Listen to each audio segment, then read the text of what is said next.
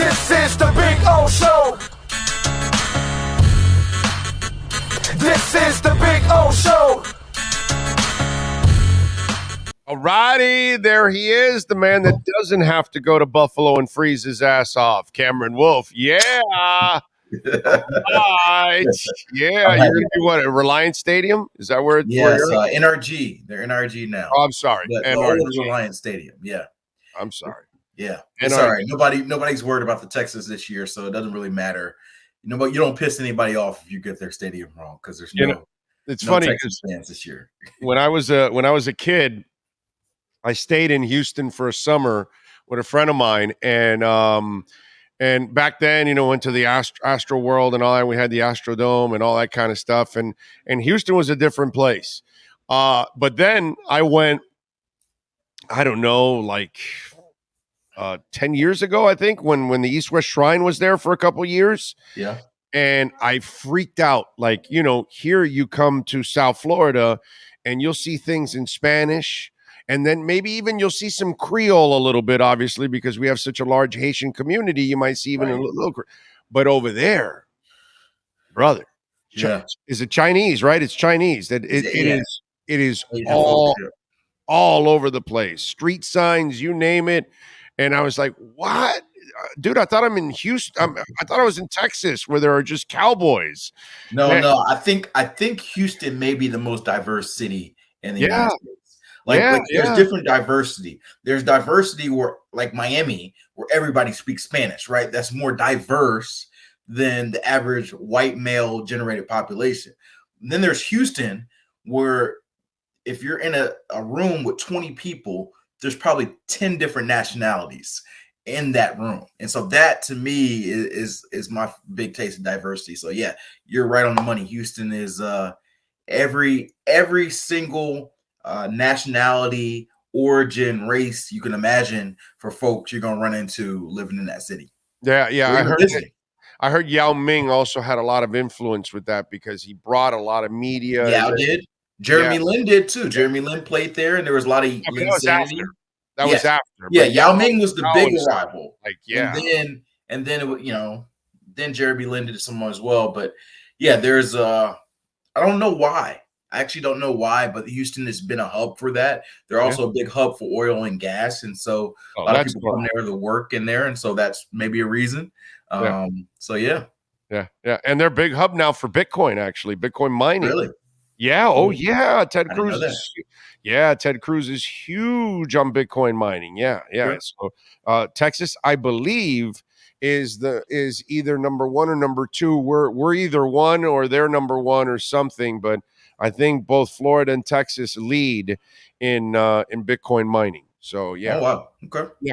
Yeah. I know our guy wants to do it because we have the nuclear power plant. So that way it's clean energy that is powering those things, and that's kind of part of the thing with crypto. But I know that Texas is also, they're looking forward and trying to be a part of the Bitcoin move, down the line that will eventually take over. All right, your thoughts on the Dolphins this week and the challenge that faces them. Are they in a must perform at a high level position this week? Yeah, it's not a must win for them, but I do think they've got to. They do have to show signs of life offensively, particularly. This is, I think we mentioned before. One, okay, maybe it's a coincidence. Two, this is a little bit of a worrisome trend. Three, they got you figured out. And so I think for at least their own psyche, their own confidence, we talked a lot about Tua's confidence and comfort. If you go 3 straight games and defenses shut you down in the passing attack, then it doesn't become what McDaniel said, hey, they just had a good game plan, we didn't execute. It becomes, no, they figured them out. Like, there's a lot of people who already think that way, but if the Bills do it for the 3rd straight game, then I think it would be confirmed. And so I think that's probably the big thing. You want to see that you can beat this defensive scheme that the Chargers had a lot of success putting against them. And so it's going to be a very tough challenge. Like, the weather is going to be a factor as much as McDaniel and Tua talk about mindset. And if you don't let it affect you, it doesn't affect you. I'm telling you, it'll affect them. And so their job is to minimize that. Huh? But I agree with them. You do have to have a mindset to That's true. fight through the heat, the rain, the Absolutely. snow, any Absolutely. elements that you have to, dude, you got to fight through it. Absolutely. If Absolutely. if That's what you're I'm saying. I'm not saying reporting, it's something that is going to prohibit them from being able to play effectively or win, but it is a reality. Like you said, I'm on the sidelines in heat, and trust me, I'm preparing differently though. I'm bringing towels. I'm making sure I'm hydrated, getting extra water. I'm if I can go inside for brief periods of time, I'll do that. Same for the cold. I'm layering up. I'm wearing coats. I'm preparing myself for it. So I know it's a thing. I'm not ignoring it. I know it's a thing. I'm treating it seriously. I'm attacking it, and I'll just deal with it. Like, it doesn't mean that I'm enjoying it or it's pleasant. no, Hopefully my performance is just as good, but I wouldn't be shocked if I'm slightly worse of a reporter when it's 100 degrees on the sideline or 0 degrees on the sideline. My job is to try to give as best as I got, given the circumstances, and the team will do the same. And so, the reality is it's football. They'll play regardless. My big thing is Tua has shown in his career some struggles in cold, and I think it's beyond just the cold. I think he kind of referenced it, talking about gripping the football. He had struggles with doing that in the Tennessee game, and so if it starts becoming snowy and windy, I hope that is something that doesn't become an issue. So that's the only thing that really concerns me in that respect. That being said, like I said, the way their schedule works out, obviously they lose this game, they're not going to win a division. But if they lose this game and still come back and win against the Packers and beat one of the Zach Wilson-led Jets, possibly, or the Mac Jones-led Patriots, to me, they should be a playoff team. To me, 10 wins gets you in. And so you don't look ahead. You obviously want to handle your business this week, and that makes it easier. But it's not doom or gloom if they lose their third straight game. But to me, it starts getting closer to doom and gloom if the offense scores 10 points and Tua in the passing attack struggle, and there's nothing from the running backs or run game. That's when I start getting more doom and gloom. I'm with you there. By the way, on the gripping of the football, it's kind of strange, right? Because Tua doesn't have small hands. No. You know what I mean? Because it's a stability and strength. The Kenny Pickett thing, that was a thing for him. Yeah. Cole Pepper he wears gloves. Kenny Pickett wears gloves. Yeah, Dave Craig was, I still think he is the NFL leader in quarterback fumbles back for, this is way before when you weren't even a thought in your parents' eyes when Dave Craig was doing this, but he was like the king of all of that, but he was a smaller quarterback. Culpepper wasn't a small quarterback, but he had small hands, and that was kind of a thing. Tua, while he's not, Josh Allen or anything, he's really not a small hand guy, actually. He's not a small guy at all. If anything, he's a short guy. Right. But he's not a small guy.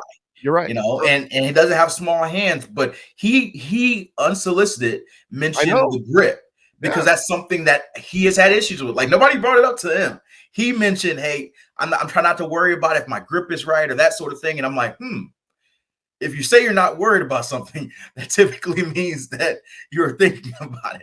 You don't usually bring up grip unsolicited unless it's something that you thought or worked on. And so, just as much. But again, weird because normally guys that have solid, size hands, right, don't normally talk about that. They normally bring sometimes it's just the way the strength is a part of it. Like your ability to grip, your grip strength, not your overall strength, your grip strength. Yeah. And then it's just kind of how you grab the ball. Some guys are like squeezers, and some guys it's just smooth and easy there. We're talking grips here, so don't get confused. But the other element of it, and I wonder, like, if we really had a time with Tua, then I would start asking him these questions. But he's not a natural lefty, so I do wonder, although he's really great throwing the ball with his left hand, how his grip is with his left hand compared to his right hand when he's just holding the ball. Like, these are things that are intriguing, especially when you play in a game where snow and wind may be a factor. Like, that snow and wind may end up being a bigger factor than the cold. Like, we talk cold, because it never gets cold here. But if you remember that Tennessee game last year where they really struggled, it was 43 degrees, which wasn't necessarily freezing cold, but it was pouring down rain. And so the rain became just as much, if not more, of an issue than the actual cold. And I anticipate that being the thing to watch on Saturday night. Is it the wind and the snow being more of a factor than necessarily it being temperature cold? Right. I'm with you. And by the way, speaking of that, wasn't the heat an issue with the Bills? Yeah, absolutely. And to keep it on the same playing field, it wasn't necessarily the heat, it was the humidity. So Right. in the same token, it's not the actual temperature, what the number says, it's what the temperature does, whether it be precipitation or whether it be the air being so thick that it's hard to breathe. And you got guys coming out from heat exhaustion. And also, obviously, the Dolphins have that competitive advantage of having the other sideline about 20 to 30 degrees warmer. I know a lot of Bills fans have mentioned to me this week about the cold. Although it's cold for everyone. When the Dolphins play in Miami in September, it's particularly warmer for the road team. And so the advantage is a little different because of that. I'm with you there. All right. When we look at Mike McDaniel this week, like 2 weeks ago, I laid it all on Tua practically. Yep. This past week, I laid it on two of the receivers and especially McDaniel. I didn't think he did a very good job. Your thoughts on how important it is for McDaniel to hold up his end of the bargain as a coach? I think that this will be a very good challenge for him because if you listen closely to what the coaches are saying this week, and I'm not trying to make a dispute. I'm not trying to make any internal bubbling, but the coaches have been very careful in saying they feel like it was more execution than scheme. And so when you say that, you're saying we weren't necessarily out coached or out schemed. Our guys just have to play better in what we're teaching. And so, like, I would hope the Dolphin staff is careful with that because me, as an objective viewer, I think they were both out schemed and outplayed. I think that the coaches deserve just as much. So, like, I don't want them to get in the mindset of, hey, we're just going to run the same thing because our scheme was great and the guys just got to play it better, because I think that's a dangerous mindset. Because there were things that the Chargers did, taking away that middle of the field, playing press coverage early downs, dropping into zones on third down, that I think the Dolphins had not prepped a lot for. And so I do think there needs to be some adjustments, whether it's something as simple as, hey, Tua, let's change our progressions and make our running back read our first progression sometime. And sometimes we'll take a 4-yard route quickly instead of waiting until it's the third or fourth progression. Maybe it's something as simple as that, or maybe it's something as more complex as, hey, let's switch some routes around. Let's have, instead of having everything 15-yard crossers, let's run a lot more 5-yard crossers. Instead of having 2 deep routes on the route, maybe we have Tyreek run the go and we have Jalen Waddle do a curl underneath. I think I'd like to see some adjustments from how they go about things, and not just saying, hey, Tua, you got to play better, or O-line's got to play better. Like, to me, that's such a crutch that coaches fall onto. And I think this staff is smart enough not to fall on it, but we'll see. What's the prediction? What happens? I think it's going to be a low-scoring game. I think it'll be a little sloppy. I'd say give me 20-17 Buffalo Bills. I think the Bills win a close game. I think the Dolphins are in it through and through, but I think they just can't get it done. I think it probably ends on a Dolphins drive trying to come back, and they get stopped on 4th down.